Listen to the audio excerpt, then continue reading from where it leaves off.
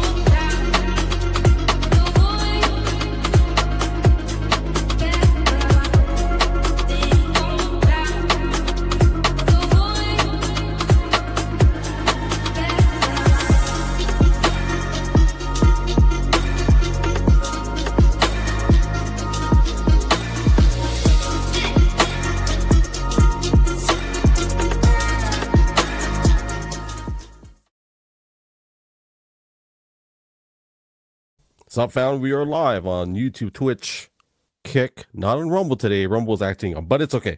And then we're also live on X. We'll be live on Spotify and Apple Podcasts and every podcast outlet out there in just a couple of hours. So thank you for being here.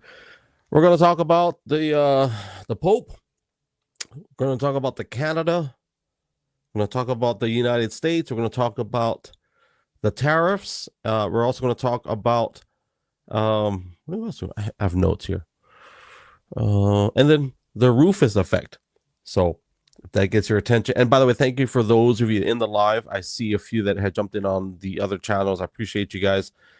Do me a favor, if you like this content, like, share, repost, give us a 5-star if you're on the podcast outlets, and we will be back in 46 seconds with Rufus the Enforcer. I forgot the title. Okay, we'll be back in 46 seconds.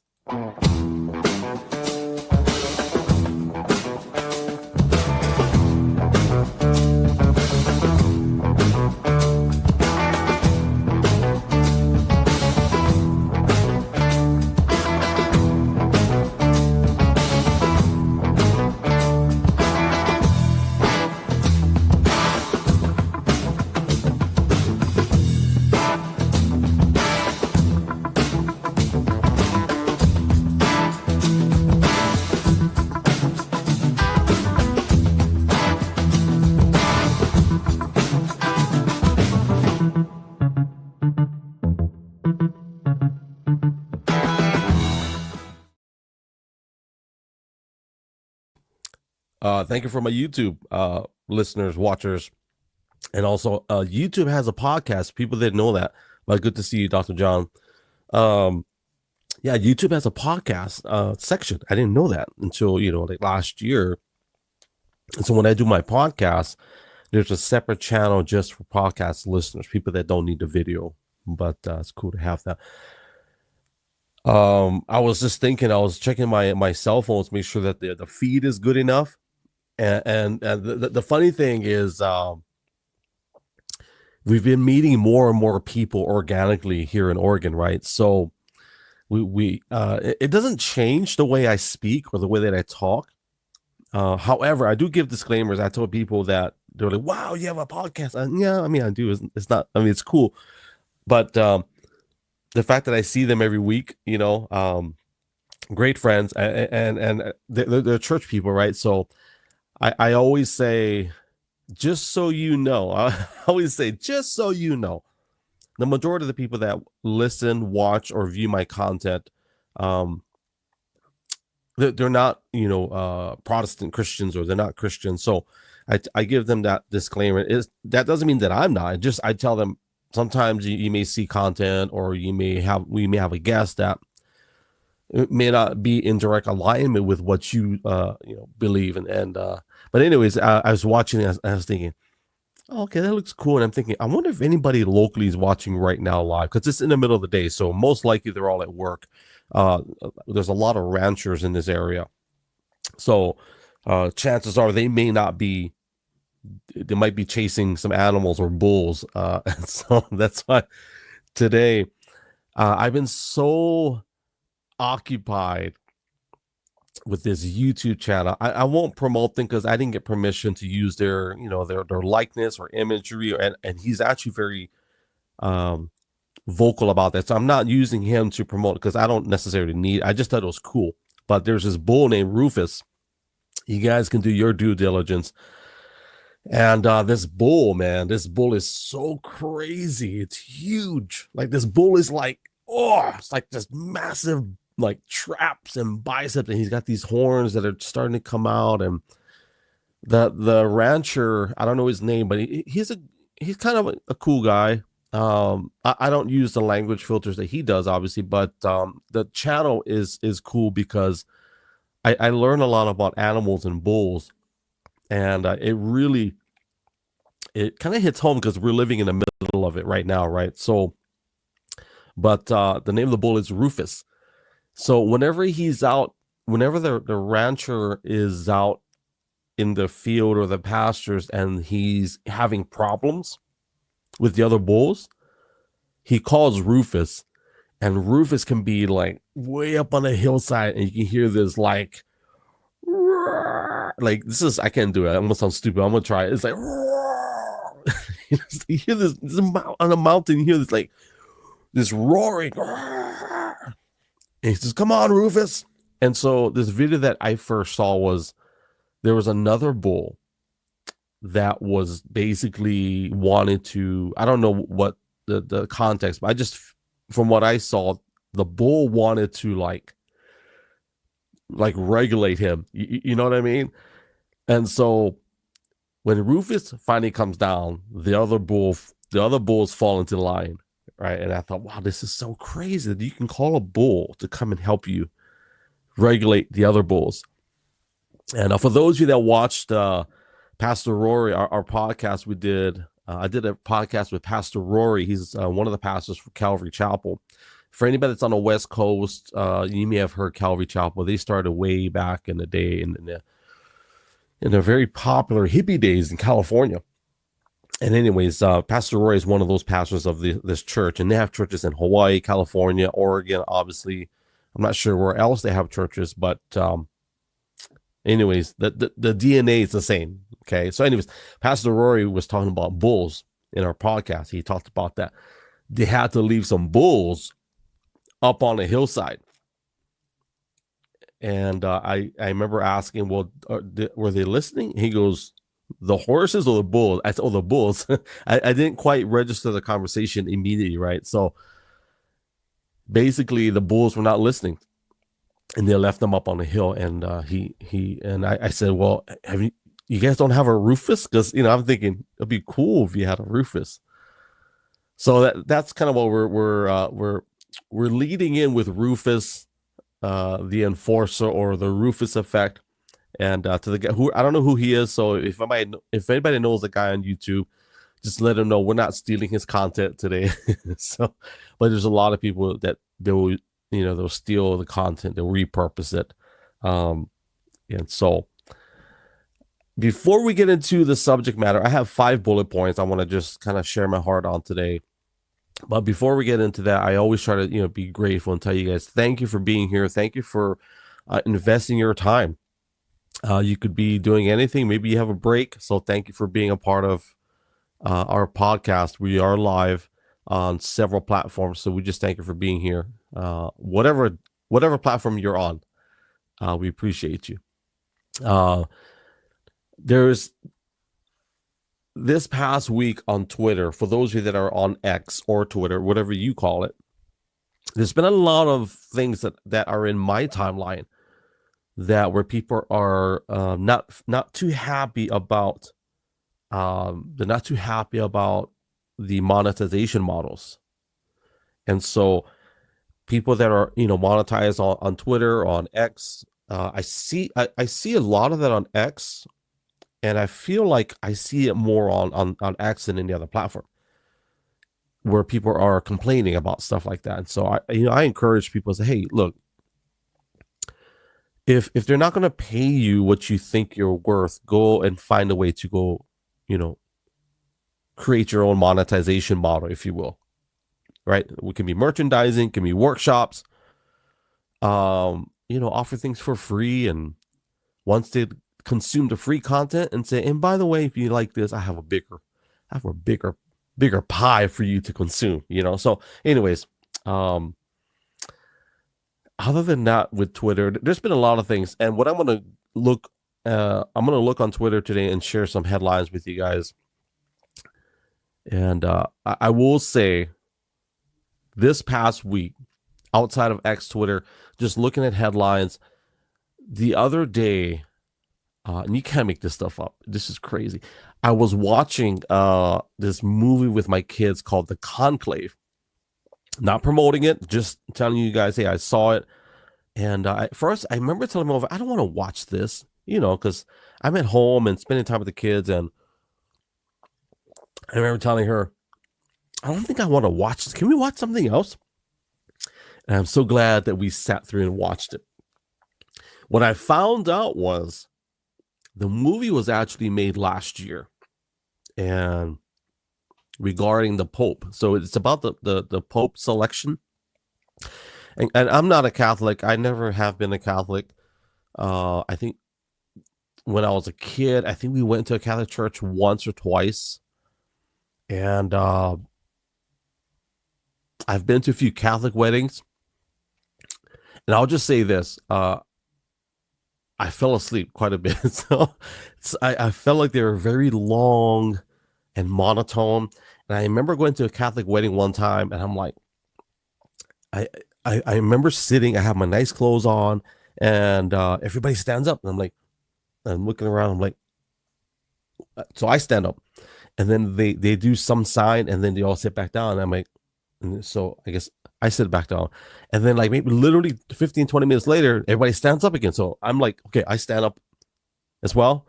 And I'm looking around, and then I sit down again. And I think at least 5 or 6 times minimum, just standing up, sitting down, standing, and nothing other than just people saying something that I didn't know. Right.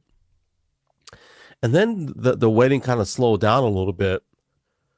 And then I remember getting elbowed in my side. One of my friends is like, wake up. So it was I felt like it was like a 2-hour wedding, because I remember they lit candles, and they were throwing water or something on each other. And I'm not making fun of it. This is just what I remember, because I was kind of younger. So I'm pushing 50, so my memory is not as good on certain events, and the Catholic wedding is one of them. But I remember how hot it was. Of course, Hawaii, they don't believe in AC because we have the nice trade winds, but it still gets hot. So anyway, I don't know why I went on a whole side tangent of weddings. I think Catholic. Oh yeah, so the movie The Conclave, it's about the selection of a pope. So the story, if you haven't, I don't want to give a, well, I'll give you a spoiler alert for those of you that haven't seen it, and if you want to just like, I don't know, come back in a few minutes. But the movie, it's about how the Pope, he dies, right? And now this is last year now, and I agree, Dr. John. Ceremony is very important. My dad was a Roman Catholic, so as a kid, I remember my dad being very adamant on saying, I was a Roman Catholic, not just a Catholic. I was a Roman Catholic. I don't know what the designation means today, if it means anything to anybody. But yeah, so this movie, it talks about I feel like this movie was kind of anti-Catholic for some, maybe. For me, it wasn't anti-Catholic. I enjoyed it. I thought it was funny. I know it wasn't a comedy, but it was a comedy to me.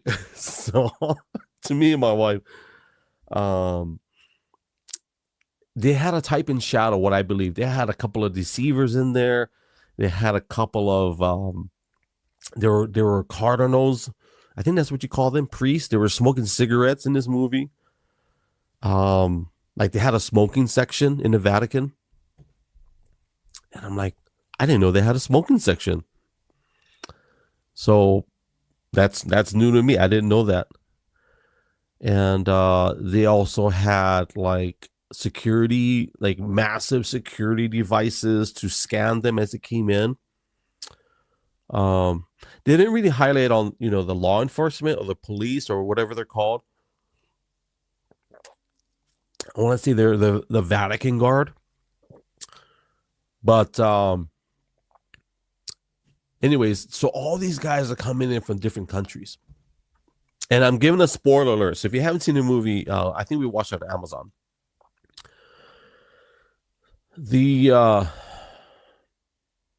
movie highlights the human side of the Catholic Church. And there's four guys that are running. Okay, they're kind of running head to head for this position of the Pope. And I guess you got to vote. And bunch of these men are just voting. They're sitting in a room for hours, if not days, voting for who the next Pope is going to be. The one thing about the movie that I feel like they probably could have done better is maybe highlight on the spiritual aspect, which they didn't really. Which I guess it's not a Christian movie, so it's not my choice. But it wasn't my. I'm not the director, so.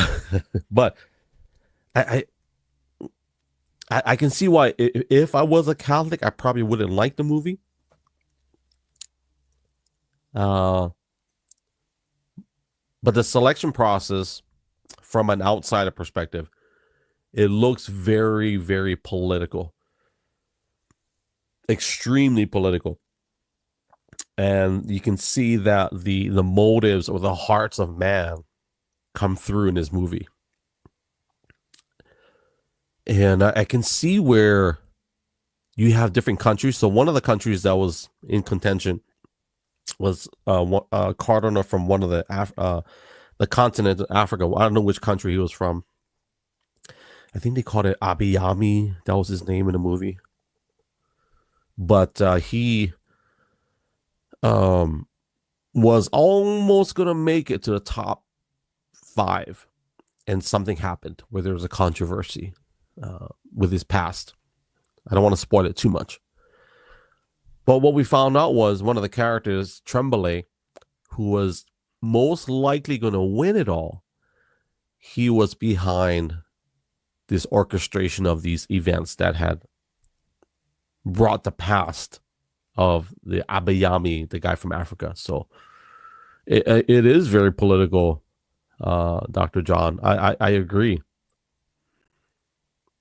What's crazy about this movie, though, is that it came out last year, and then we just saw live today the process, or yesterday, or the past couple of days, right? The process of choosing a pope.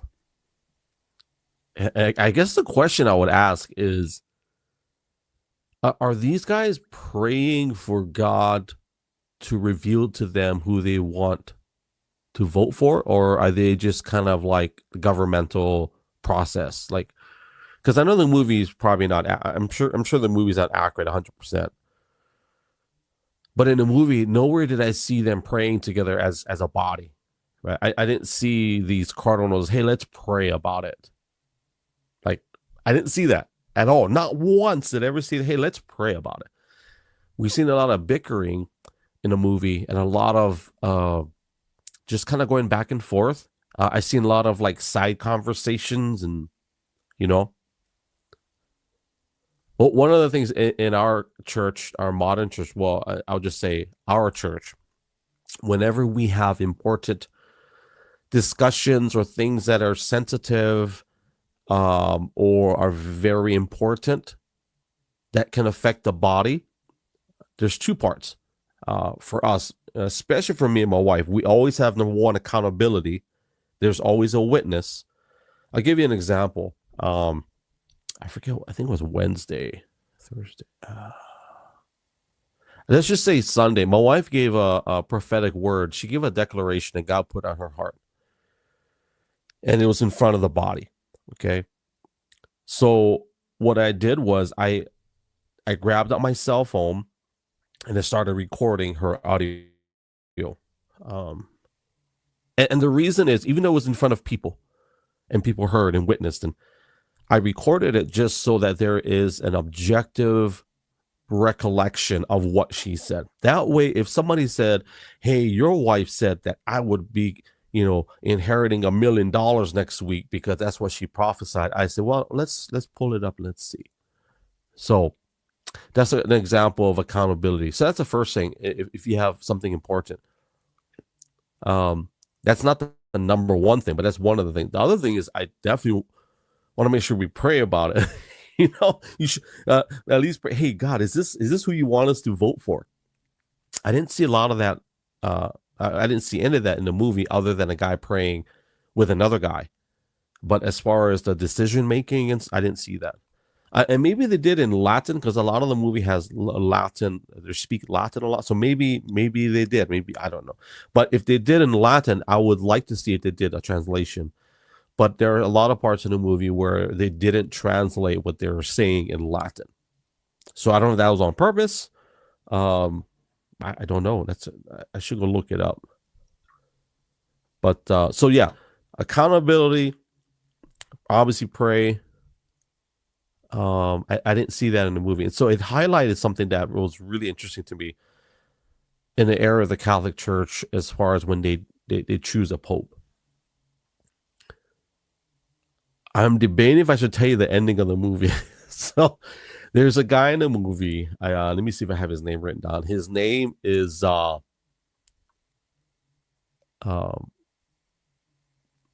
which one is the guy? Lawrence. So Lawrence is the manager. And there's another guy named Bellini. And Bellini is one of the guys that I thought was going to win it. Dr. John on YouTube said, as you know, most religions are void of relational connection. That's very true. It's nobody's immune to that, right? So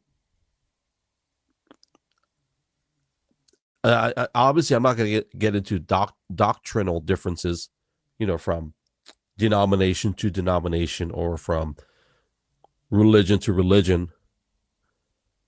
But I do believe there's a lot of, and Pastor Rory really, he kind of,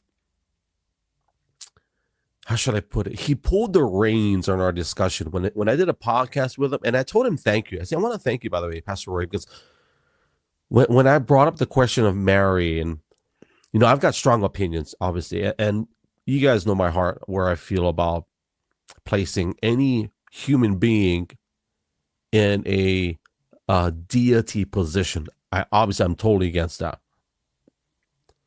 So, but when I brought up Mary and the statue or the monument, there's actually a monument to her in Boston, Massachusetts, and this monument is, I would say, at least 50 feet high, at least. and she's got a golden crown above her head. It's a crown. Like, there's no mistake. It's a crown above her head. Huge crown. The crown is like massive. And so Mary's like, and she's standing on the world, right? And then the picture that I took, and then Jesus is actually in the photo, but he's on a tiny little cross, and he's still on the cross, and his face is in anguish. He's like, obviously, I find that interesting that we place someone, I don't care who it is, it can be anybody, it can be Michael Jordan, I don't care. We put them up on a 50-foot statue, and then there's, we still keep Jesus on a cross. So that's my interpretation of that, right? So Jesus has left the building for sure, and he's outside of the building. he's literally outside of the building. So going back to the Catholic Church, here's what I believe. And talking about Pastor Roy, I do believe there are some amazing spirit-filled Catholics that actually read their Bible from cover to cover and have gotten a heavy revelation from the Lord on what it means to have a relationship with Jesus Christ and nobody else, right? Like, meaning, like, I don't pray to my grandpa. I don't pray to, my mom. I know where she is. I don't like, hey, Mom, I just want to say I miss you. I don't do that.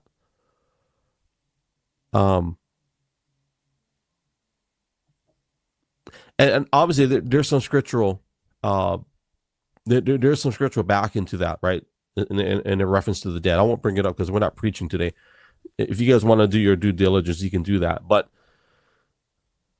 so I do believe there's a lot of Catholics that when they make decisions, like if you're a cardinal or I don't know what they call them, a priest, whatever, I do believe there's some, the Catholic Church has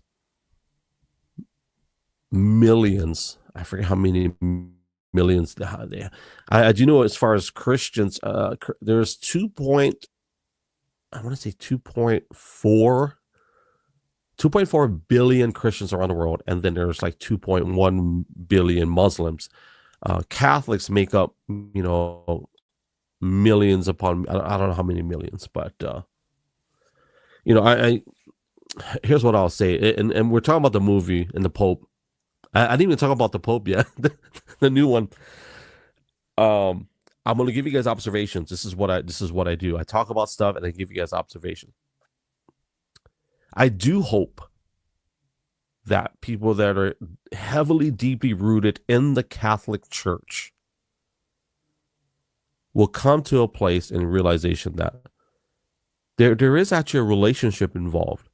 It's not a bunch of rules and regulations that do right or do wrong, or I gotta. There at some point there's a legitimate, like, hey, like, you know what I mean? Like, you start your day, say, God, thank you for today. Like, what would you have me do today? Like an honest conversation with a God that loves you. And so that's my lead in with the Pope. And so my kids are asking, as we watch this movie, the Conclave, they're like, so what is all this smoke and stuff? So I said, well, they burn, I guess they burn the papers, whatever they're voting for, they burn these things. And then the smoke goes outside the building, and whoever's there, they can either be like, or they can be like, yeah. And so in the movie, of course, the first 2 hours are just like a bunch of disappointments. And so I think somebody can fact check me. I think black is no, or we haven't decided, and then white is we found one. Or so in the movie, I'm gonna spoil it just so you guys can. I don't want to spoil the ending because I really want you guys to watch it. But here's what I'll say: of the 5 guys that were running for the position of Pope, I think I wrote this down. I don't want to butcher this part. So we've got a guy who is he's a Tremblay. He is a orchestrator. He's a conniver. He's a deceiver. Okay. And then we have Lawrence, who is the manager of these guys that are coming from different countries. Okay. And he seems to be the one guy that is the most qualified, but he doesn't want to do it because he doesn't think he's worthy. There's another guy, Bellini, who doesn't want to do it either, but everybody's trying to get him to do it. It's like he doesn't want to do it. He's probably the youngest, and they want him to do it. And he's like, I don't want to do this. Like, I don't want that position. Like that. I relate to Bellini because I'm not saying I was qualified or not qualified.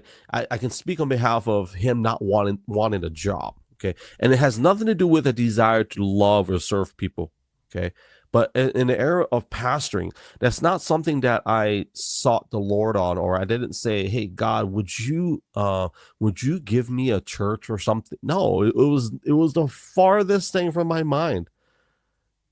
My dad, my parents, my uncles, my cousins, my grandparents, all pastors. I have probably 16 pastors and church leaders in my family. And I'm like, I don't want that. I don't want that. I don't want that office of duty. I don't want that. I don't want to deal with that position. Let me pause this for 1 second, family. I'm going to just hold that thought.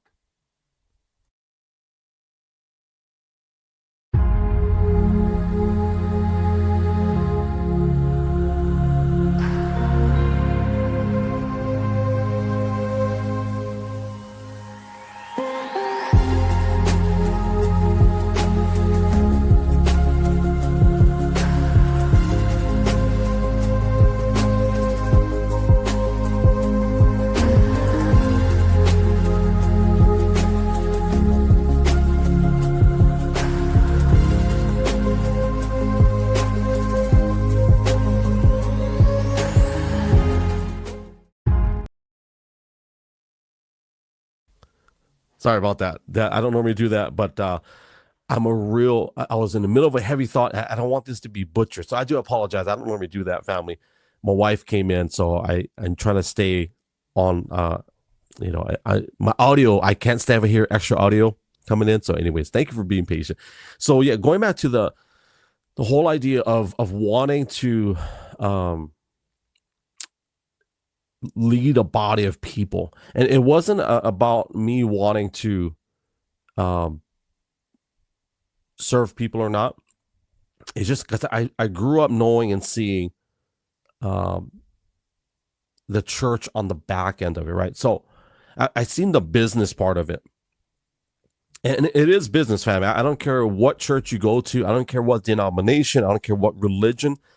There is always a business side of the church. I'll just say the church. Okay. You can't get away from it.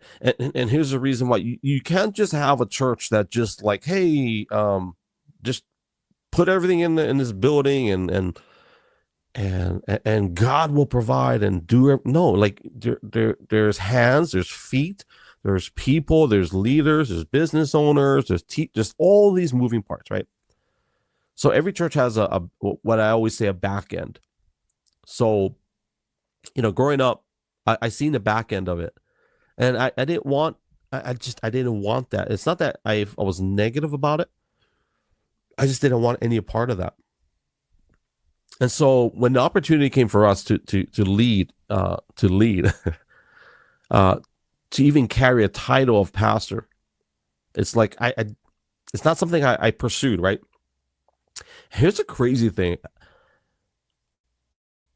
I would always say, God, I don't want that. Like, I don't want, and I had some bad things to say in the area of like how I interpret it. Like, I don't want to babysit people. And that was wrong. I checked myself on that. But I didn't pursue it. But here's the funny thing. God pursued us. And everything just happened to line up to where we had no choice. I won't say we had no choice, but it was almost like that, where God is like, Here it is. So go ahead and take it. And so I relate to the guy Bellini in the movie The Conclave. And he didn't get the job. You know what I mean? So inside your sane head said free will. Yeah, you could say free will for sure. But so in this movie, I'm trying to finish this thought on the movie. It's taking me longer than I thought, which is funny. The other guy in this movie, the name is Benitez. So for those of you that seen the movie, you know what happened in the end. But I'll just say this, that the way the movie ended was nowhere near what you would have ever expected, especially it being, quote unquote, the Catholic Church. The way this movie ended is not something I would ever expect in any church, on any religion, on any denomination, which is funny. So I hope I sold the movie. I hope they gave me some royalties for promoting the movie. It's not a bad. You can watch it with your kids, but definitely I think you want to be able to have a what do you call that? A debriefing with the kids after, so you can kind of talk things through. And we finally made it to the American Pope. So I honestly, for lack of a better word, I don't have any research on the new Pope. I just know there's some 5 things that I know of. Obviously, the media is going to pull up a bunch of things political. He's American, which I believe is the first American in history, which is pretty interesting. I don't know if that's a good thing or a bad thing. I think from a global perspective, I find it interesting that we have an American Pope. And in this election cycle or this political cycle of the United States, we have a president who is very much so visible on the world stage. And here we have a Pope for the first time as an American. I think that's crazy. Just the timing. I don't know I haven't prayed about it. I haven't even, because we just found out the other day. So it's not something that we are well versed on. I do find it interesting. I watched his address to the public, or not to the public, I guess the public, to the people. That's Italy, right? Yeah, it's Italy. So, and he's speaking in Latin. So I wonder what his credentials are. I am curious to see what the credentials are. Like where did he learn to speak Latin? Or I'm sure. I mean, obviously, if you're in the Catholic Church, you have to speak Latin or read. Is it read? Somebody can fact check. Is it read and speak? I'm not quite sure. So I don't know if that's a good thing. What I do believe, though, after watching this movie, The Conclave, I think we all can agree that the church does need a reformation. There has to be a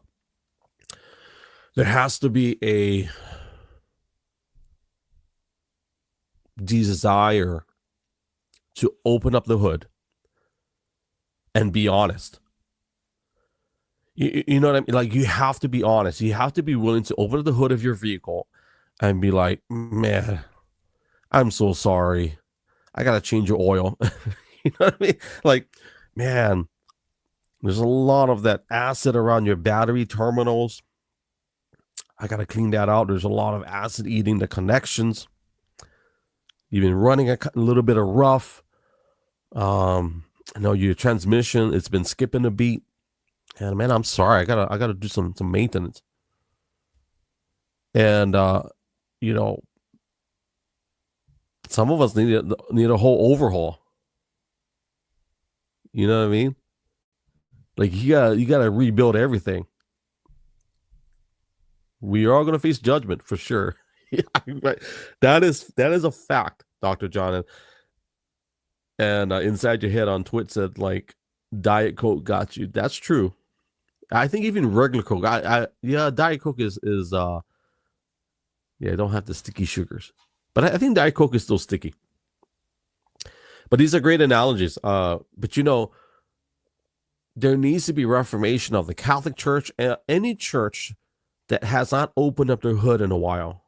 And when I say a while, I mean daily. You know what I mean? I mean daily. I haven't done it a lot this past week, but these guitars, they're not just decoration. They're actual, instruments of worship. And so yesterday, when I first woke up, before I do anything else, go to the restroom and I grab the guitar. Well, okay, take that back. I confess. I did check my phone for like 5 minutes. There's some things that I do that are bad habits. I check my phones. I always check account balances. I always check money stuff. Always. And that's something I got to work on. And then if it's social media, I ain't going to lie. And then I'm like, oh, I got to grab my guitar. And my wife was like, she's already kind of stirring. And then so grab the instrument and just start worshiping. And I think for like a good hour, just, worshiping God and praying in between and just asking and hoping that I get some kind of revelation on what his heart is for me for the day. But the reformation of the Catholic Church, it has to come. The reformation of the Christian Church, it has to come. If there's things that haven't been addressed, it has to be. It doesn't matter if you're in a victory lap or if you're the last car in the lineup. It doesn't matter if you're in a harvest season or if you're in a planting season. There has to be reformation or at least a desire to reform. Because anything other than that, man, we're in a very prideful state. You know what I mean? And I don't know. I'm praying and hoping that this new guy who's the Pope, I wonder if he's going to be the kindling to the fire, because there's a lot of Catholics that came out in recent years that are very vocal about changing their life, but also implementing their values in their workplace, in their even in their branding. Michael Knowles, there's Candace Owens, there's a bunch of people. I think Candace Owens is Catholic. I can't remember, but it's good to see TNT out there on X. Appreciate you. So there's a lot of things that I feel in the reformation of the church, and I don't just mean one specific. It could be, could be multiple churches. But Dr. John on YouTube, he actually really hit it right on the hit it on the money, hit it on the head, whatever. He said that most religions are void, right? They're void. Actually, he said void of relational connections to Christ, and that's so true. So whoever this guy is, whoever this Pope guy is, I hope that at the end of the day, I hope he stirs up something to where people have a legitimate relationship, right? And for anybody that's listening or watching, this is not a church podcast, or we don't preach on here, but this is my heart though. So no matter where you are, here's what I'll say.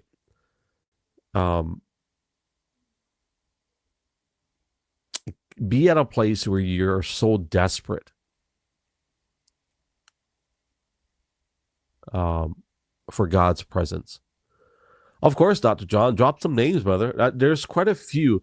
I don't know if it'll help me with my my metrics, but I know Michael Knowles, Candace Owens. Is that her name, Candace Owens? I think Matt Walsh. There's some others. And I think,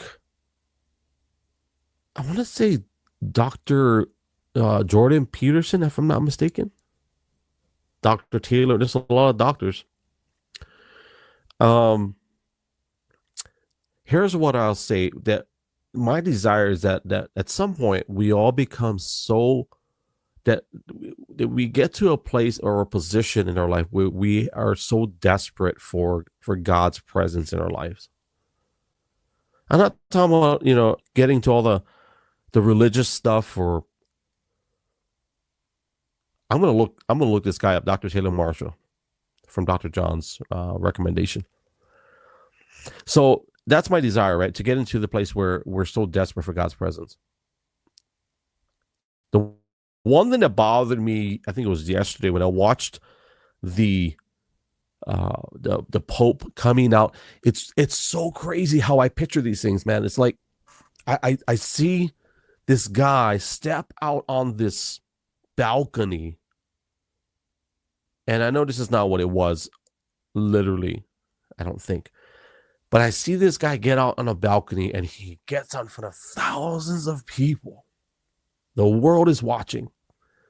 And the entire crowd and the world is like erupting in praise. They're like, like, yeah. And they're like, yeah. And I'm thinking, what are we doing? Like, what are we doing? All I could think of is Lord of the Rings. There's a scene in Lord of the Rings where I guess I want to say Saruman, or whoever his name was. Yeah, Saruman comes out and he gets out on his balcony, and the crowd is just, well, in this case, it was the soldiers. The army was just erupting in praise. And he says, to war, right? He says, to war. And the guy that was next to him, I think they called him Silver Tongue or something like that. Slither Tongue. I forgot what they called him.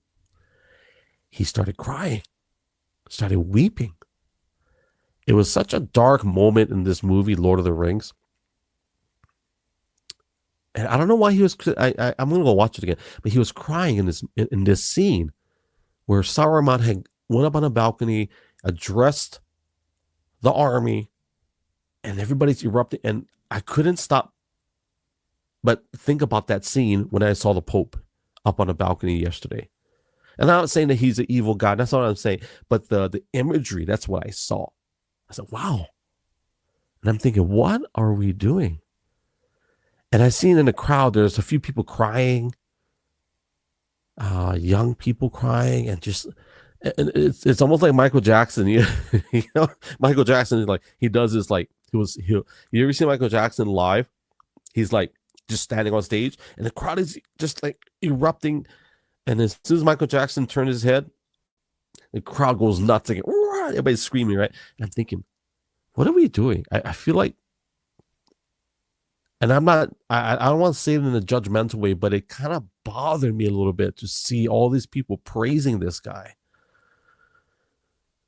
And I have my issues with the way that they, and like I said, I'm not against Catholic. That's not what I'm trying to portray here, but it did bother me. And I'm thinking, why are they screaming and shouting so much for this guy? I mean, it's a blessing, I'm sure, for on many levels, hopefully. But it did lead me to the question, like, what are we doing? Why are we praising this guy so much? Man, I'm pulling back on the reins a little bit, but there's some things that I'm praying that it does lead people to really, at the end of the day, I hope it leads people to a relationship with the Lord, with God. Because if we glorify man in such a way that it elevates our thought processes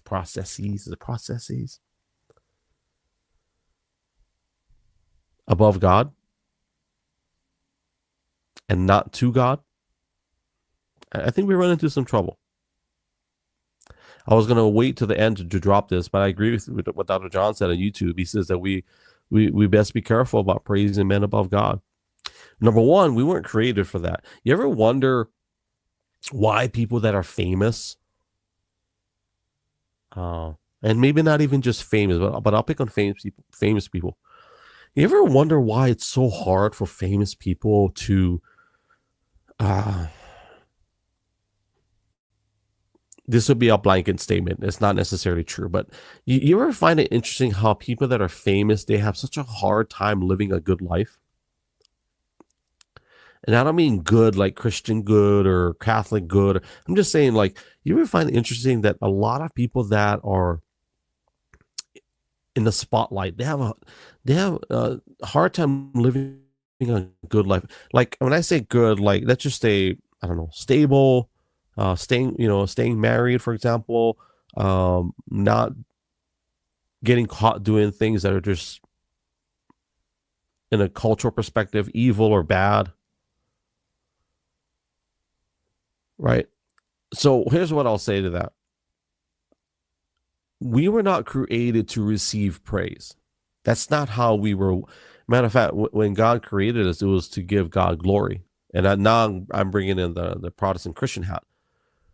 That's why we don't receive. You ever notice when somebody tries to like compliment you, you kind of have a weird feeling about it.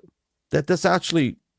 I'm not talking about being validated or being a good or bad. I'm just saying when people praise people and like, even though it feels good, like, yeah, you praise man above God. It never leads to a good end to that, And so Luke 1:32-33, it just says that it's talking about Jesus, that he will be called great, right?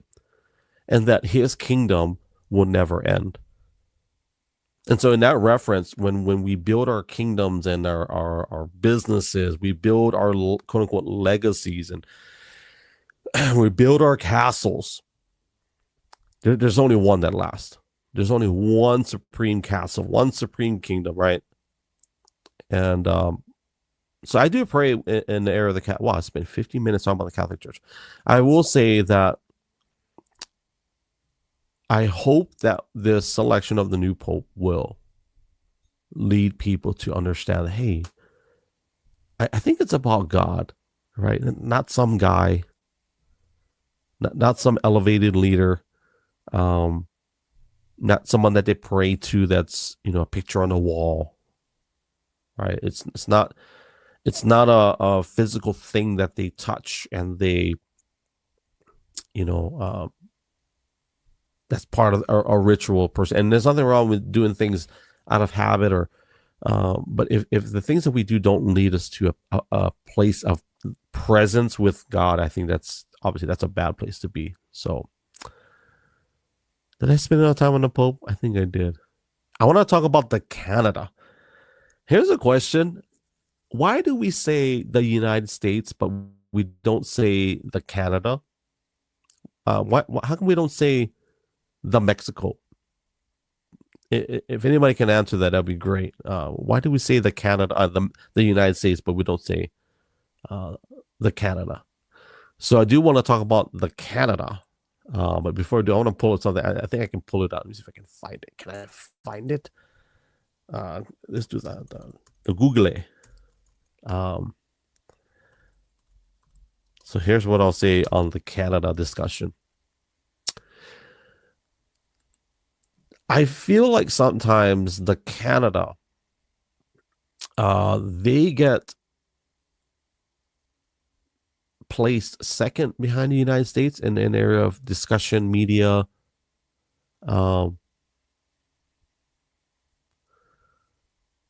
Here's some answers from Dr. John, since he's a Canadian. Because you have a constitutional agreement between states. I don't read thus the United States. Thank you for this. Is why I ask questions, guys, so I get answers, and I got some answers. Inside your head says, I don't read it's a quick word. So here in United States, that's interesting. Here in the United States, here in the United States, here in Canada, here in the Canada, but I swear Canada has a bunch of states or provinces. Is it provinces? Provinces. Somebody got to help me out on that one too. Is it province? province. Anyway, so yeah, go back to Canada or the Canada. They got a new leader too, I believe. If I'm not mistaken. I don't even know who he is. I All I know is I was rooting for the guy who ate the apple. That's all I know. That's all I know. I think Pierre is his name. Yeah. So who is a new president of the Canada? Is it president or prime minister? Yeah, this is how so is it Mark Carney? Is that who it is? I don't know. I'm really bad with that.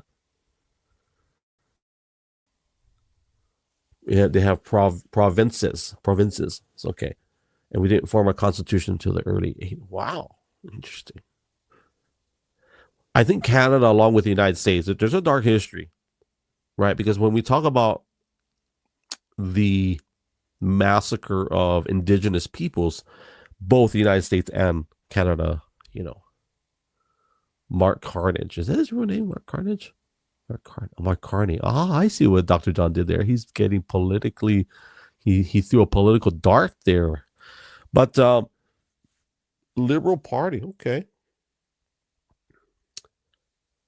So he's a prime minister. He just assumed the role in early March. So do they have an actual election? Like, do people vote for these guys? I'm very curious. I always wonder.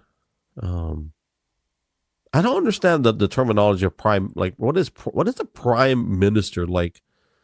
Do they minister to people? Like, I always wondered about that. I'm gonna look it up. Like, why do they call it a minister? Like, are they? Yeah, I figured Canada had an election. Let me ask the Google what like, why is it called like that stuff? I should know. I know I should know this before going live and doing a podcast, but why is Canada? I'm gonna look it up because I know they're not the only one. Like, why is that? So they're called prime minister because it is attested in 17th century sources referring to Cardinal Richelieu after he was named premier minister to head the French Royal Council in 1624. But nobody says what does it mean? So it's the leader of the government in some countries. It's called prime minister. So the president usually refers to the head of state of a country that is a republic. A prime minister is the leader of the government of a country. You can't make this up here. So Dr. John says attached to British. He capitalized and he shouted, British. We're attached to British politics. Okay, so let me try to work through this phrase. So the term president usually refers to the head of state of a country that is a republic. A prime minister is the leader of the government of a country. So he is the leader of the government of a country with a parliamentary. I can't even say this word. I promise you, I graduated high school. I did go to college. So he with a parliamentary system of government that is either a constitutional monarchy, which is Australia, or a republic, India and Taiwan. They still haven't answered my question. Like, what does it mean? What does prime minister mean? So nobody's answered that. I'm asking Google. So I want to know the root. Like, why minister? Let's try Wikipedia. See what Wikipedia says. So let's see if they have root definition. Okay, etymology. Is that the word? So the term prime minister. Okay, I already read that. See, nobody says. Man, this is going to be a homework assignment for you guys. I'm still trying to figure out why minister, because it's such a contradictory. It's a contradictory that you have a political leader and you give them the title of minister. You know, like what? What? Wait, huh? Wait, I'd be like, huh?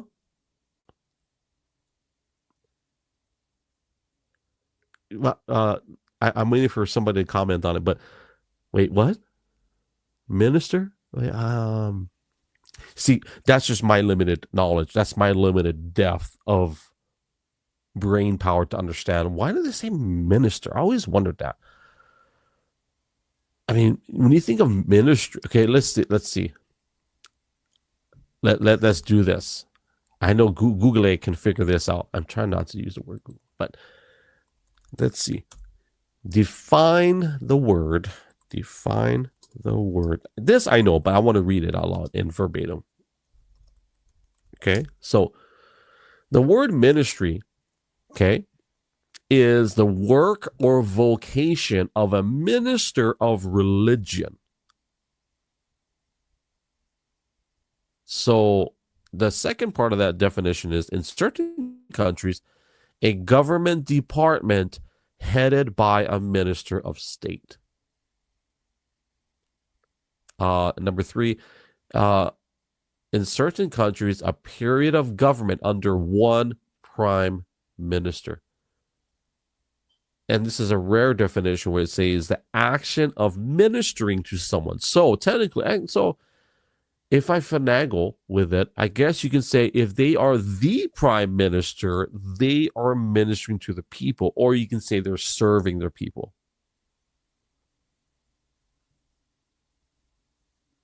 Maybe. Let's pause and reflect on that thought.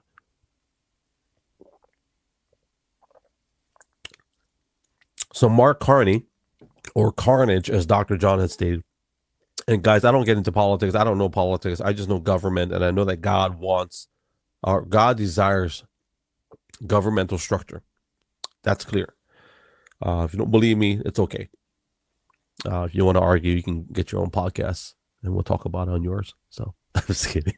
But okay, so I guess the prime minister is the guy that serves everybody because he's the prime. He's like Optimus Prime, but he's like not of the Autobots, but he's like the prime guy of the government in whatever country.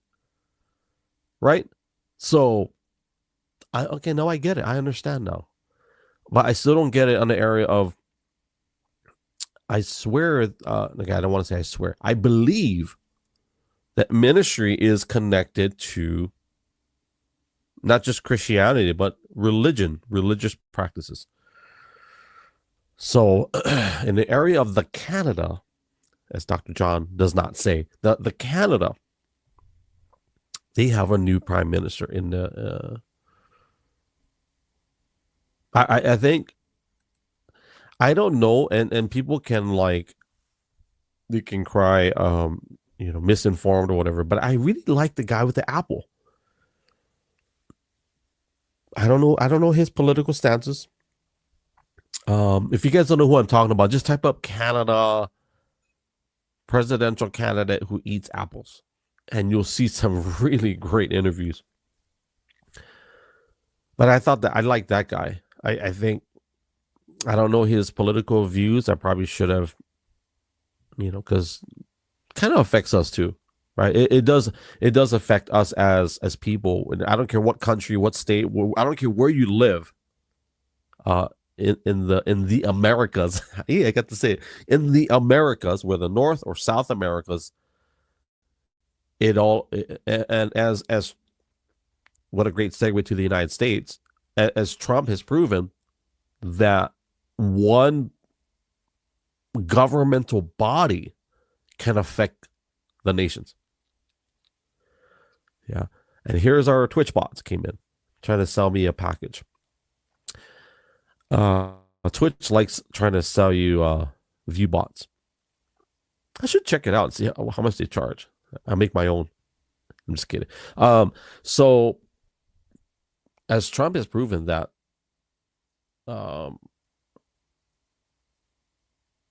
one governmental body can literally affect the nations in such a way. It's like in the book of James, right? Where the book of James,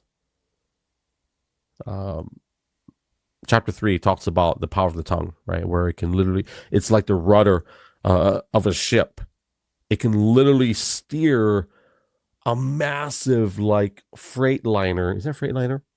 Into like a reef, right? And just kill everybody. Or it can run into another ship, whatever. And that's how powerful. It's like the scripture reference talks about the power of the tongue. It's like that metal bit that's in the horse's mouth. You just tap it one little way, the horse turns. You tap it the other way, the horse turns this way.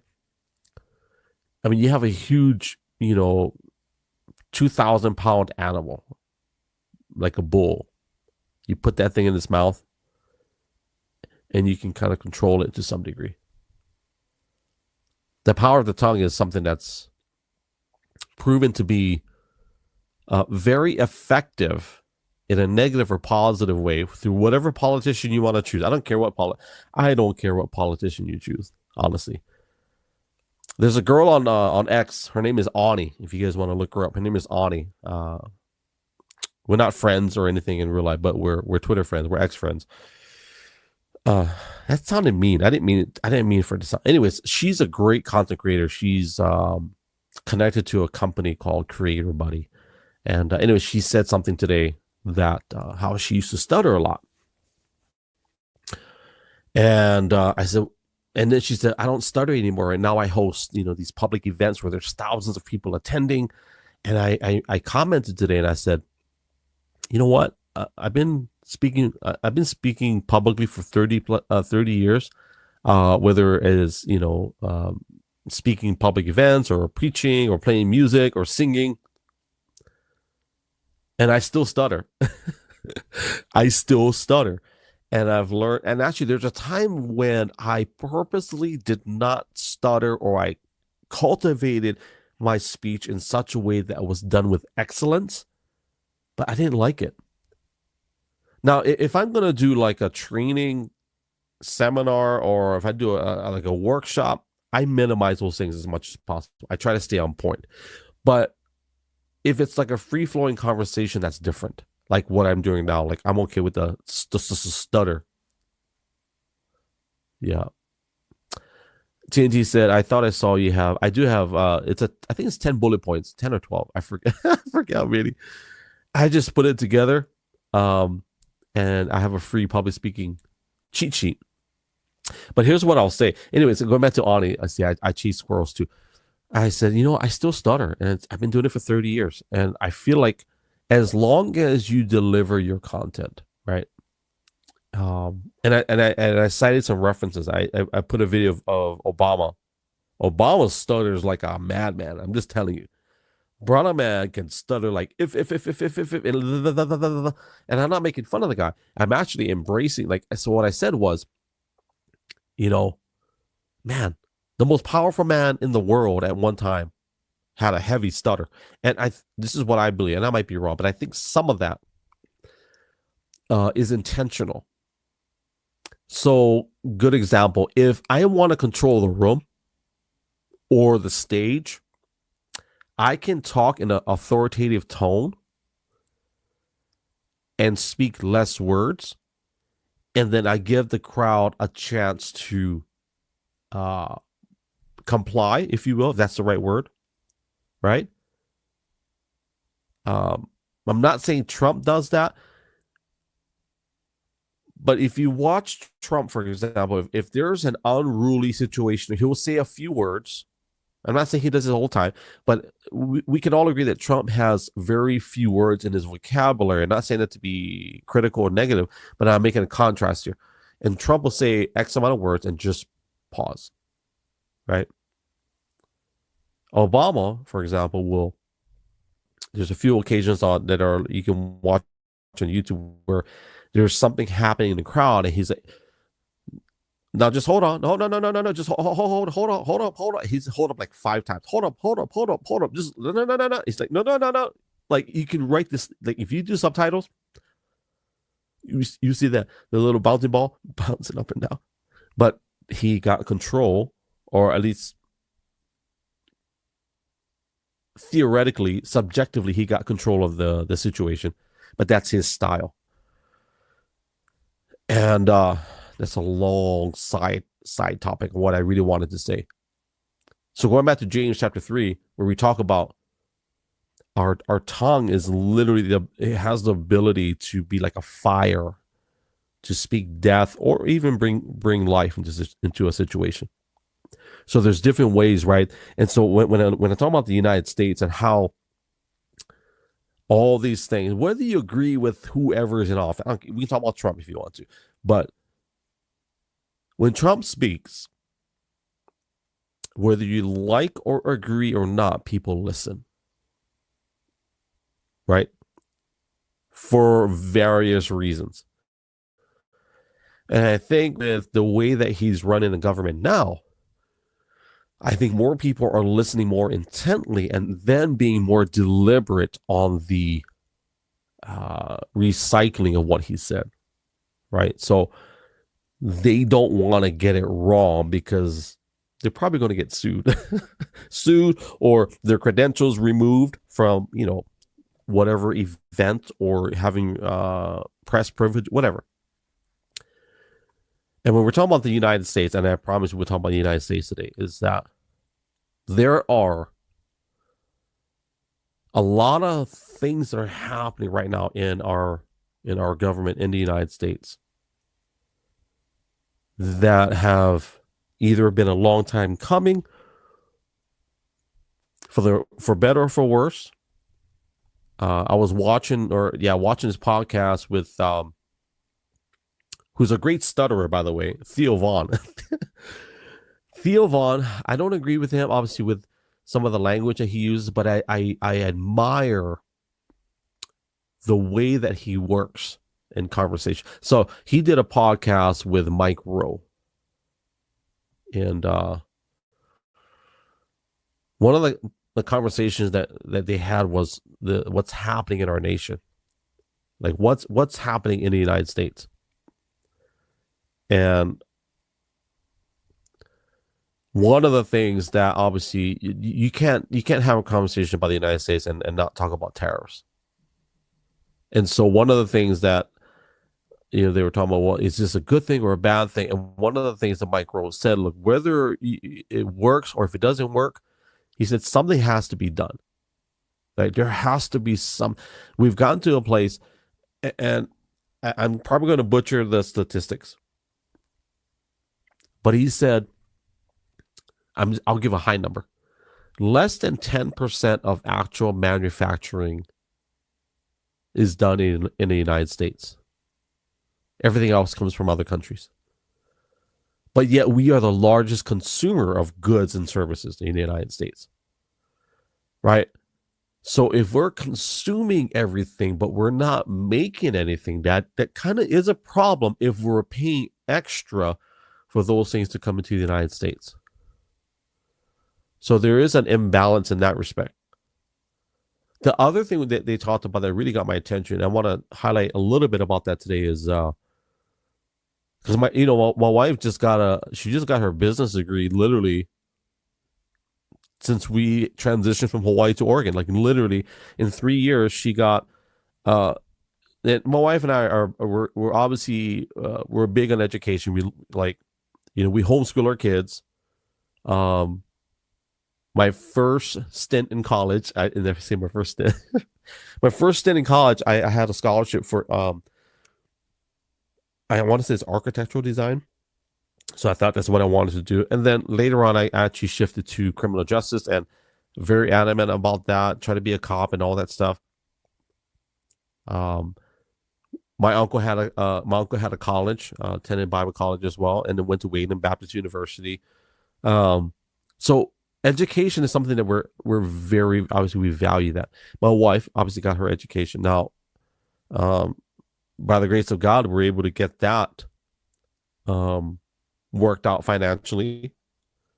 But I do think there's a bill attached to that. I think there's a bill attached to that too, right? Education is not free. I'll just say that it's not even free. I don't care where you get an education, is not free. So the discussion that I was listening to is that there's I think this is a low number, but I think the amount of money that students owe for college loans is $1.3 trillion. That is what the student loan debt is, $1.3 trillion. And I thought about that. I was like, wow, that's a lot. That's a lot of dollars. And then there is this discussion about, is college for everybody? And if you've ever heard me talk about my kids, and I say, when my oldest daughter graduated, she went to college in Boston. I won't say which one, but she went to college in Boston, went there 4 years. She graduated. It took her a little bit of, what's the word? Encouragement to make sure she finishes. So she, went to college, finished.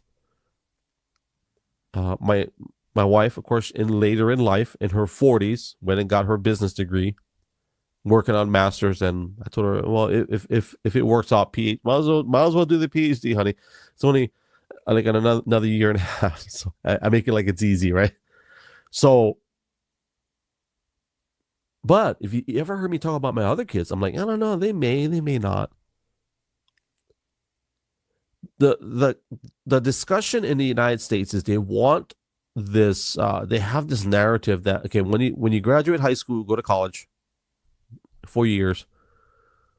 I'll drop this numbers for my daughter, and my daughter's college was cheap. Okay, so she had a very cheap school compared to the schools in her area. Okay, so $50,000 a year for my daughter's education for 4 years. Okay. And that's one of that's actually that's a bargain. That's a bargain for that area. The schools in her area, easy $75,000 per semester. So easy $150,000 a year. Easy. Okay. So anyways, here's a discussion, right? So we're telling these kids, go to college, just incur a bunch of debt. So as soon as you graduate, boom, you've got $200,000 that you owe. And you got to pay back. Like it's technically. So, this is not even a political discussion. It doesn't matter if it's the student has to pay it or the American public. It's still money that has to be paid, right? So what's the upside? What's the flip side of what's the other options?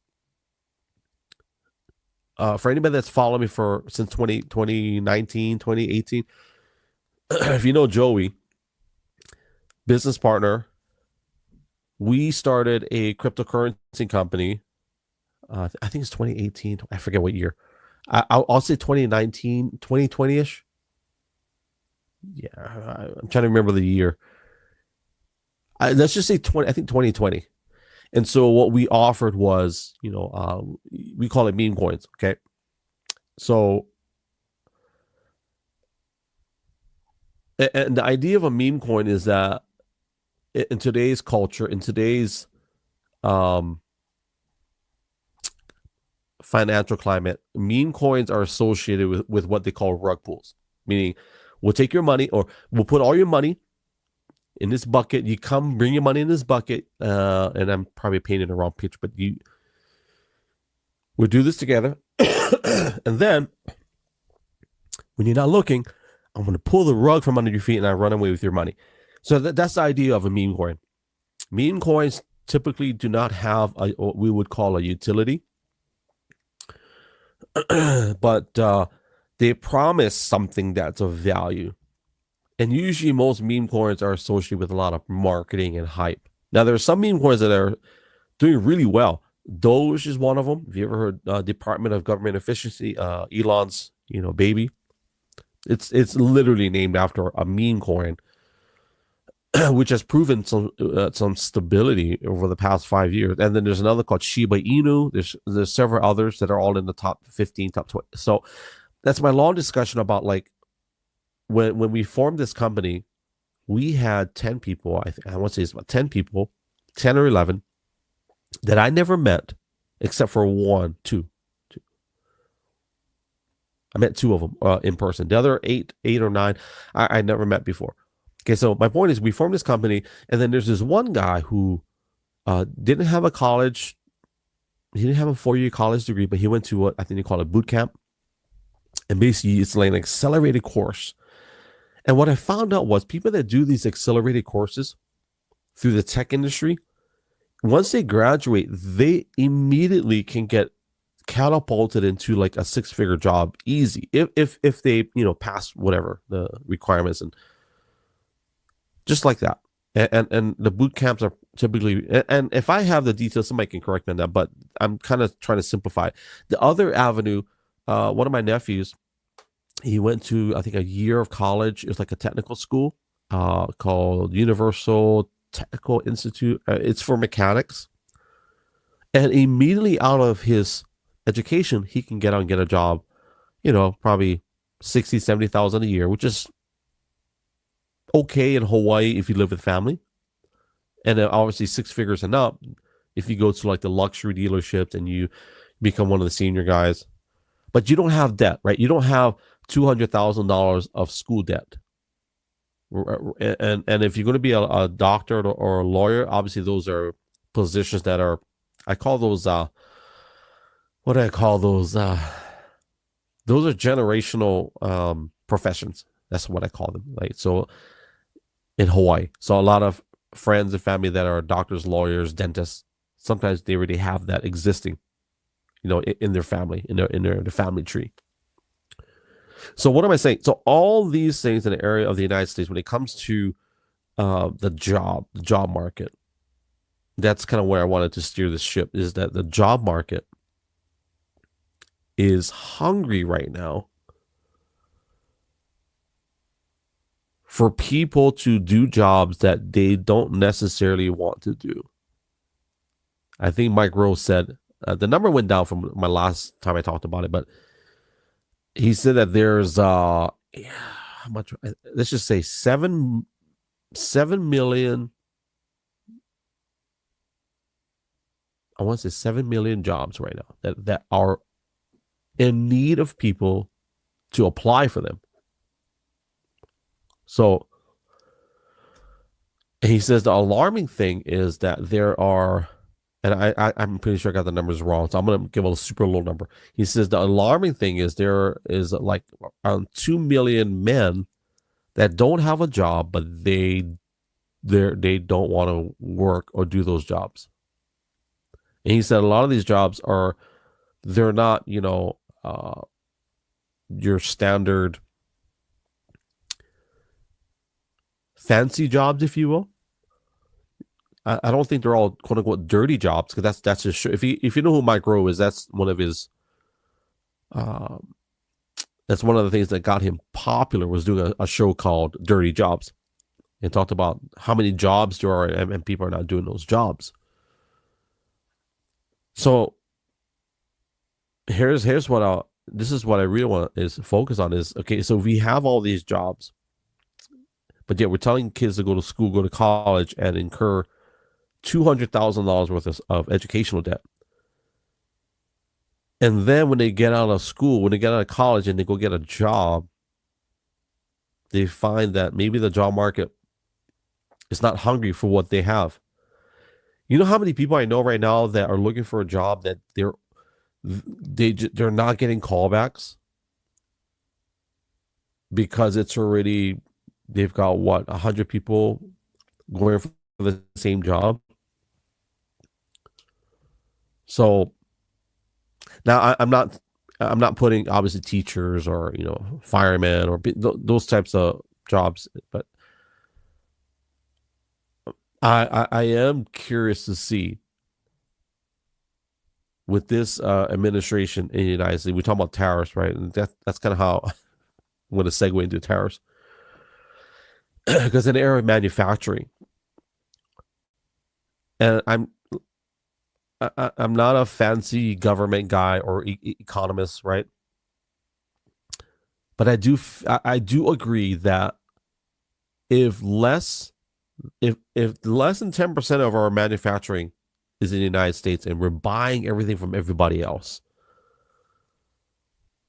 We have no control over our jobs. We have no control over our products and services. And this kind of leads me to the next discussion. I see TNT's. Yeah, I agree. I feel you on that. Here's what's crazy though. Never before would I have ever thought, like growing up in the 80s. So for people that don't know, I was born in the 70s, grew up in the 80s.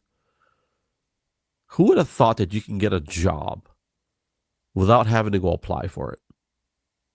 That's a crazy thought, right?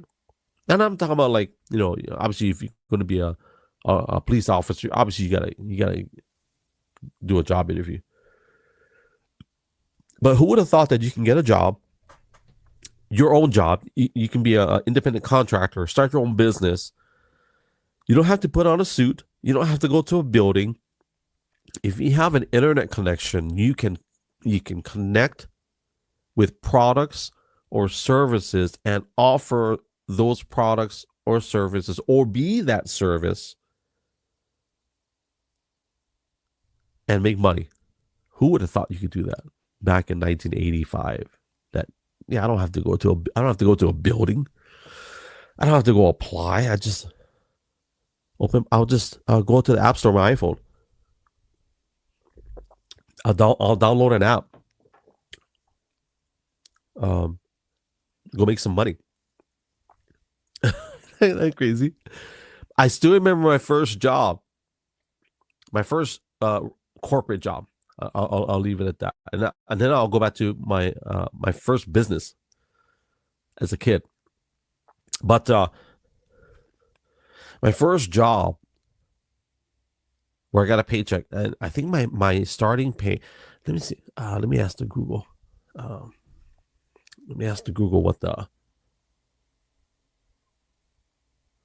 What was minimum wage in 1992?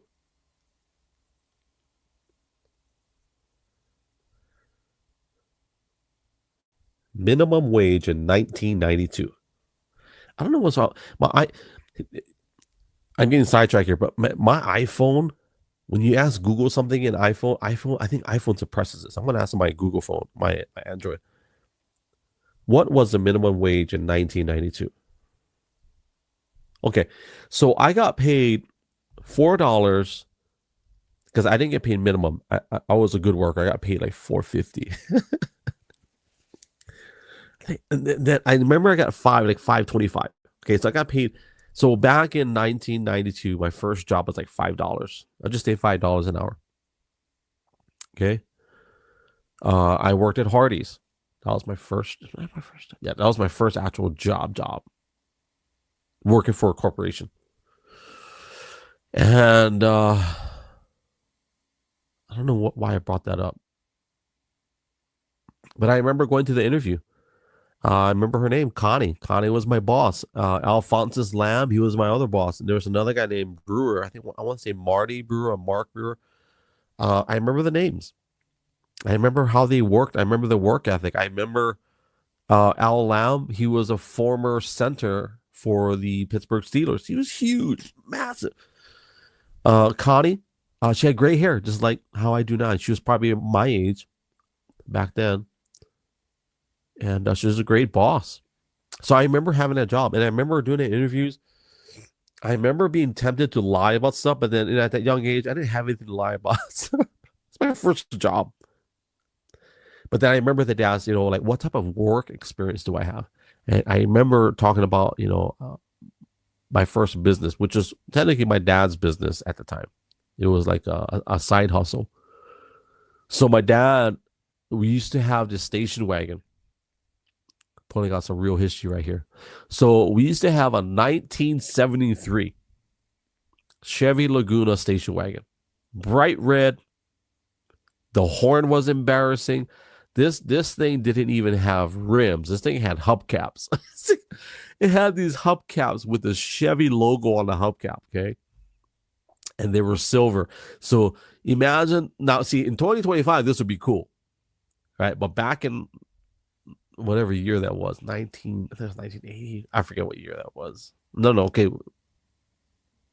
So this is the cleaning business. Okay. So I want to say that's like 1986, 87. Okay. So we had a 1973 Chevy Laguna station wagon. My dad bought it for $500.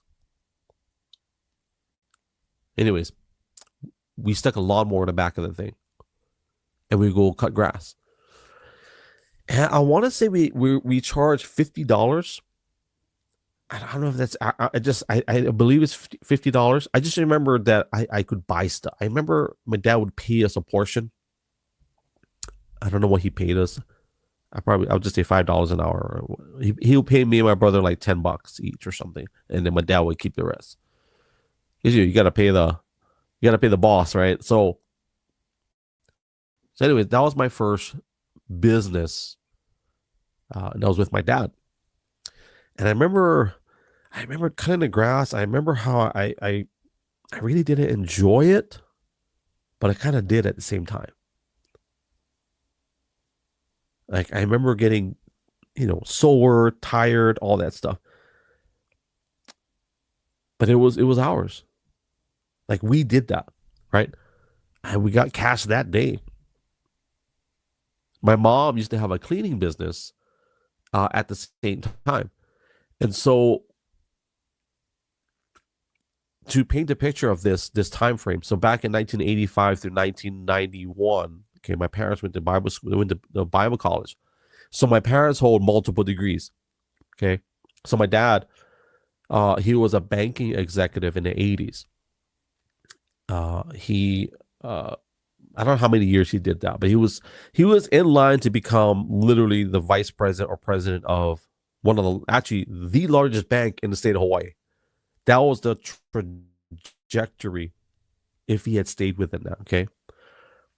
And how I know that is that over the years, my dad, we would have contact with some of his old colleagues, and they're in elevated, what do you call that? Corporate positions. One of them actually became president and vice president of the bank that he was employed by. And then, of course, my mom was, she managed a medical group. I forget how many people. I don't even know if I even had that discussion with her. I wish I did before she passed. Anyways, so when they gave all that up to go to Bible college and go get another degree of education or another educational degree, whatever, it was tough, man. Like we lived on pork and beans and corned beef hash, and just because we didn't have a lot of money, because it transitioned from having a decent living to just bare minimum. Okay, because they're going to school full time. Only my dad could afford to go to work full time, and so he provided for us. Okay, so my dad worked 40 hours a week, easy, and went to school full time, and was still a dad and a husband, and he attended all of our games, and he put us in private school. So go figure that out. Me and my brother went to private school. He worked hard. Now, here's where the side hustles came in. So having a lawn care business, which is what my dad decided that's what we're going to do together as a family, as me and you two boys. My mom, she cleaned houses. So you can say she was a maid or whatever, but it was hers. It was her business. She would get clients and she would charge them. I don't even know how much she charged. Okay. But it was all money. So even back then, man, I'm just thinking about that right now. My parents pulled out all those extra oomps. And made it work. I just realized I'm so far away from the title of today's podcast, which is funny. But I led in with Rufus, Rufus the Enforcer. Right? Here's what I'll say in all of that. There's something inside my mom, inside my dad, that they had to go out there and make it happen. Right? With these tariffs and all the things we talked about earlier with the elections and the political stuff, We talked about Rufus the bull.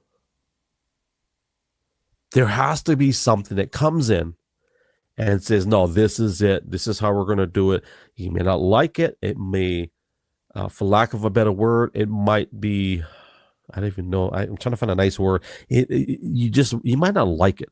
And I like what Mike Rose said. He says, look, if these tariffs work, great. If they don't, well, sometimes it's just, he said, but something has to be done.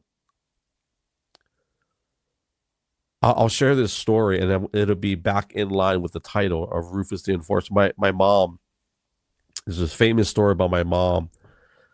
I don't know her job title or position at the time, but so my parents transitioned from the corporate world, went into ministry, they became pastors, but actually before they became pastors, they were teachers. They taught at a Christian school as well. My mom, I believe at the time, was the acting principal of this school. I don't know what that means, acting principal, because she was a principal. I guess maybe she wasn't getting paid as a principal. I'll leave it at that. Anyways, there was a parent who was not happy with the way his son was being treated or something. When all the facts came in, basically this parent was not right. His son was in the wrong from what I gather, okay? So my mom and this parent have this confrontation, and they're arguing. And as my dad tells me the story, my mom is having this argument with this parent who was a guy. People were coming into the office, turning around and walking back out because they don't want any part of this conversation with whatever's happening. So my mom and this guy, this parent, this father, they're arguing. And my mom, and God bless this guy because he's kind of find out they're actually very good family friends of ours, they over time, right? But my mom put him in his place. Not in a negative, bad way, but she basically told him, I don't care who you are. I don't care, and I'm paraphrasing the story, but I don't care about your credentials or what you've done in your lifetime. I don't care what you're capable of. This is what it is, and this is what, basically, this is the law. Okay? So my mom told this guy off. And they're arguing, they're yelling. This guy that she was arguing with is a former enforcer, if you will. I don't know if that's the correct word, but basically he worked for lack of a better word, there's an underbelly or like mafia type atmosphere in a certain period of Hawaii's history. You can say syndicate. You can say it wasn't mafia because Hawaii didn't have mafia per se. I don't think they did. But he worked for the syndicate. He was a rough guy. He was a very tough guy. It's like Trump. He was a tough guy. But my mom didn't care. She's like, this is what it is. This is the truth. This is what happened. You can't bully me. And from what I remember, that story is that he backed down and he respected my mom. But it took my mom to say, no, this is no. As my wife says, no. I don't care what your job title. I don't care what you've done in the past. This is what it is. And I think for us, and I believe this is where we're headed in this podcast today, that at some point there has to be someone that comes in and says, no, this is what it is. If I was to encourage anybody today, if you're a husband, a father, you're a provider and a protector. Sometimes we wear multiple hats, and sometimes the hats, we have to put one hat down for a second while we, take care of something. So whether it's a provider's hat that you put it down for a second and you're protecting and your finances are struggling, there are decisions that we have to make, right? At some point, one of the best examples, and I'm gonna land this podcast. I'm gonna try to land it. I'm gonna try to land it well, gracefully. There are many scriptures in the Bible where it talks about, if for lack of a better word, that God brings in this enforcer. There's a very popular passage in the Bible, and they actually made movies about this, where there was an angel that had passed through Egypt. and basically killed the firstborn of every child. And one of the things God told the people, the Hebrews at that time, so if you put the the blood of the first, the firstborn lamb, the blood of the lamb, put it on the doorpost, and the angel of death will pass over your house. He won't take your. And I think the powerful thing about that is that was very necessary at the time in that period of history for that to happen. And I think, I don't know what the Pope, the new assignment of the Pope, what that brings. I don't know what the Canada of Mark Carney, I don't know what that brings. I don't know even what Trump brings. What I do know is that, as I said earlier, Luke chapter 1, verse 32 and 33, that it says that Jesus will be called great and that his kingdom shall have no end. So no matter what we build here, right, I will encourage people to bring things into alignment with your relationship with God. That's what I'll land with that. And to bring it all together with Rufus the Bull, which I think is a great. If you haven't, and here's a disclaimer: there is a little bit of swearing in this channel, so I don't want to promote like as if I'm endorsing it, but for the sake of example, Rufus the Bull Rescue, I think is what I would. If you typed it up in your social media searches, you'll see this bull come and rescue the rancher. I think it's an interesting take on how sometimes we've got to call in somebody, right, to shake things up. One thing I will say is to be in prayer over your homes, your households, your country, your nation, your state, whatever level of vision that you have. That there is there's a movement that I hope and pray and believe that God will bring prosperity. And I'm not talking about just finances. I'm talking about,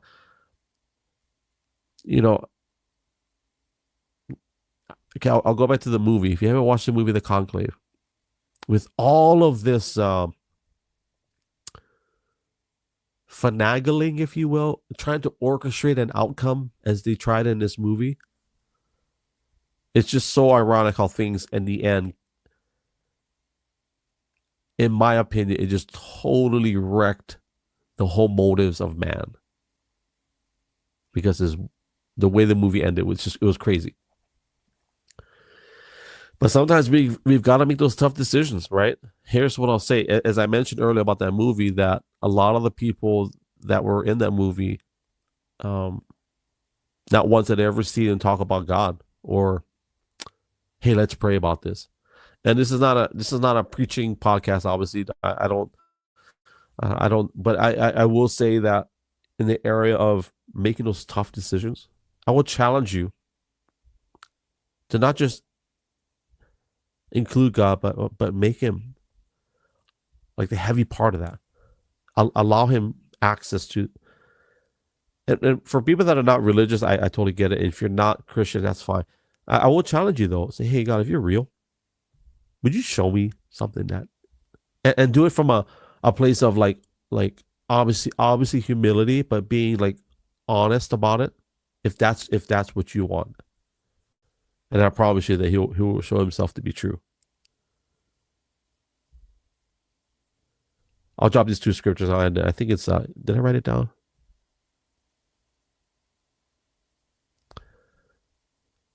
I'll drop one more. Jeremiah 1:10. You guys can look it up. But it just says that this is God talking to Jeremiah, how he charged him with the nations and the kingdoms.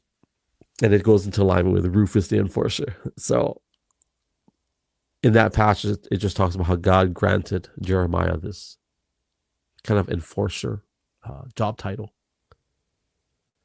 So in our families, if you have a business, if you have a job, I'll encourage you that wherever God calls you,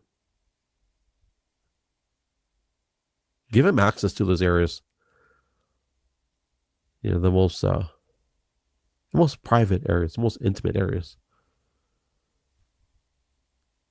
And trust and believe that, and just believe that if you give him access, I can promise you this. He will reveal himself to you. What a crazy title to try to tie it all together. So thank you for listening to my voice. For those of you that are audio only, for those of you in the live, thank you for being patient with all the quirks and features. I do hope and pray that you guys are well today, no matter where you are. I do pray that you are highly favored by the Lord, and I appreciate every one of you that takes the time out of your day just to be here. So that is it. I think that's good. I think I covered all my points. I didn't really cover the Canada like how I thought I would, but it's okay. I'm good with this. Thank you for your time. Thank you for your hearts. For those of you that tap the screen, thank you for your data. For those of you that pay by the gig or pay by the megabyte, thank you for your data. But most importantly, thank you for your time above everything else. And we just hope and pray and believe that your time was worth it. The exchange of your time for all of this, it was worth your time. So from the bottom of my heart, as I always say, love you guys. God bless you guys. Ahui ho. Aloha and mahalo. Yes, sir. Chew.